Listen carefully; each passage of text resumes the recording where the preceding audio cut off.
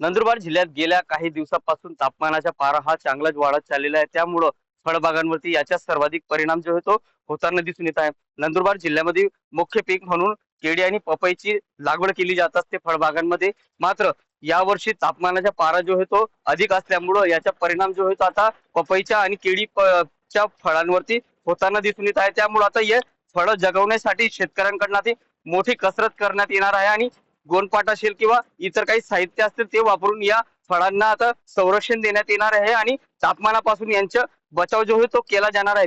एकंदरीतच नंदुरबार जिल्ह्यामध्ये पपई आणि केळीची मोठी लागवड केली जात असते आणि पपई आणि केळी जी आहे ती प्रामुख्याने उत्तर भारतामध्ये पाठवली जात असते। परंतु यावर्षी तापमानाचा पारा जो आहे तो मार्च महिन्याच्या सुरुवातीलाच 38°C पर्यंत पोहोचलेला, त्यामुळं या वर्षाचे तापमान जे आहे ते अधिक राहणार अशी काहीशी परिस्थिती जी आहे ती सध्या तरी दिसून येत आहे।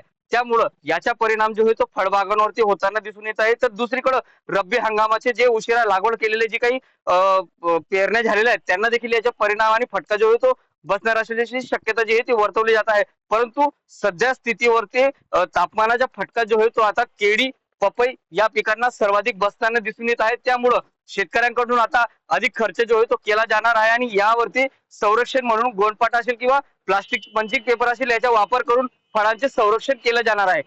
जितेंद्र बैसारे, TV9 मराठी, नंदुरबार।